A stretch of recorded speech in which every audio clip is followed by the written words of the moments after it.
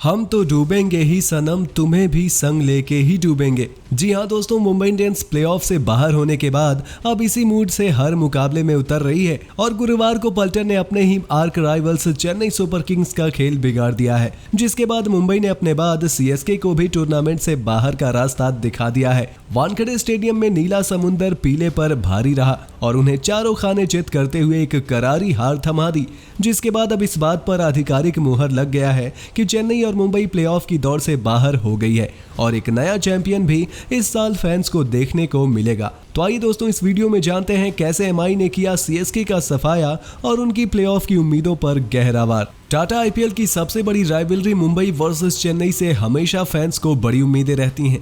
दोनों टीमों के फैंस इस मुकाबले में एक क्लोज फाइट की उम्मीद करते हैं, लेकिन इस सीजन मुंबई के वानखेड़े में बिल्कुल ही एक तरफा अंदाज से मुकाबला चला।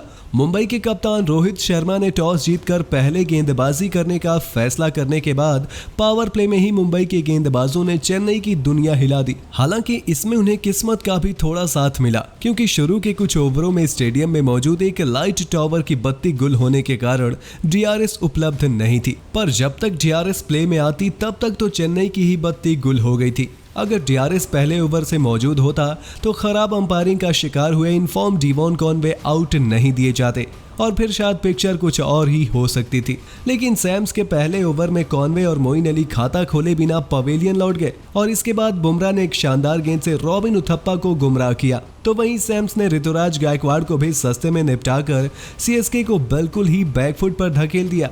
ऐसे में पावर प्ले में ही चेन्नई के कप्तान महेंद्र सिंह धोनी को बल्लेबाजी के लिए उतरना पड़ा और माही ने वही किया जो इतने सालों से करते आए हैं। दूसरे एंड से विकेटों का पतझड़ रुकने का नाम नहीं ले रहा था। पावर प्ले के आखिरी ओवर में मेरेडिथ ने अंबाती रायडू को भी बाहर का रास्ता दिखा दिया, जिसके बाद 29 रनों पर ही आधी सीएसके की टीम पवेलियन लौट चुकी थी। इसके बाद शिवम दुबे भी अपने कप्तान का साथ नहीं निभा सके और 10 रनों की पारी खेलकर मेरेडिथ के दूसरे शिकार बन गए। सीएसके 39 पर 6 हो चुकी थी और पूरी तरीके से दबाव में घिर चुकी थी, पर धोनी एक छोर पर चट्टान की तरह डटे हुए थे। उन्होंने बेहतरीन अंदाज में बल्लेबाजी की, खराब गेंदों को उनके सही अंजाम तक भी पहुंचाया और अच्छी गेंदों को उतना ही सम्मान दिया।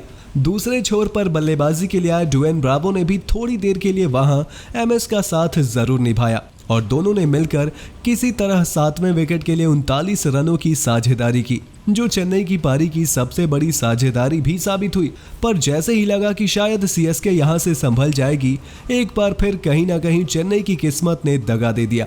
13वें ओवर में युवा स्पिनर कुमार कार्तिकेय की फुल टॉस गेंद को ब्रावो सीधे एक्स्ट्रा कवर पर खड़े तिलक वर्मा के हाथों में मार बैठे और इस तरह ये साझेदारी टूट गई और ब्रावो 12 रन बनाकर पवेलियन लौट गए। हालांकि इसके बाद गेंदबाजों से उम्मीद करना बेईमानी थी। किसी तरह महेंद्र सिंह धोनी ने अंत तक खेलते हुए 33 गेंदों में 4 चौके और 2 छक्के की बदौलत 36 रन बनाए, पर दूसरे छोर पर मुंबई के गेंदबाजों ने चेन्नई के बचे हुए 3 विकेट लेकर उन्हें 100 रनों के अंदर ही समेट दिया।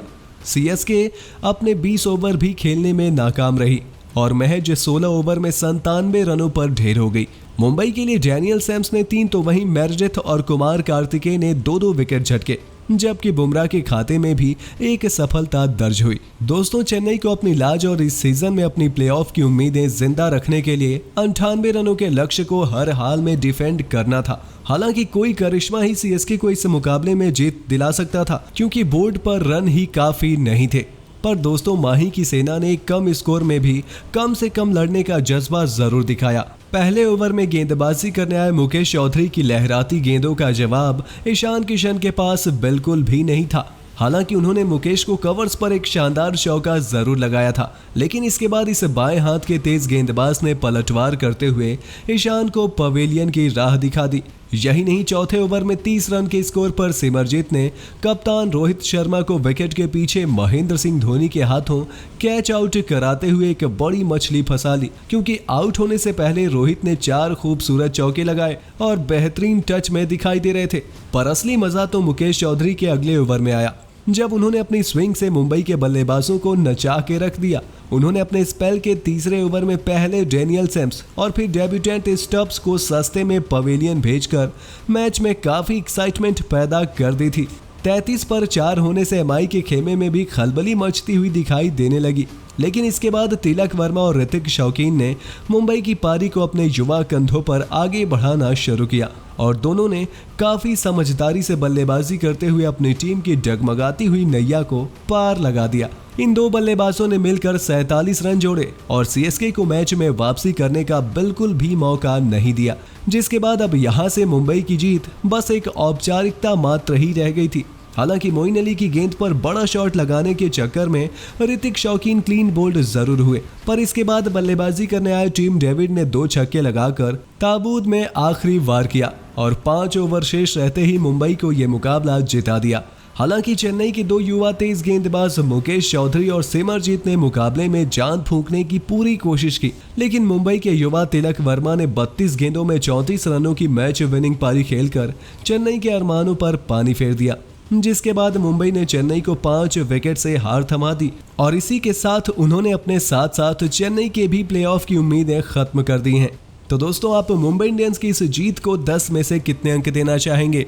अपनी राय हमें कमेंट बॉक्स में कमेंट करके जरूर बताइए और ऐसे ही शानदार खबरों के लिए सब्सक्राइब कर लीजिए हमारे यूट्यूब चैनल को। वीडियो अच्छी हो तो इसे लाइक करें, शेयर करें और बेल आइकन को प्रेस करना बिल्कुल ना भूलें।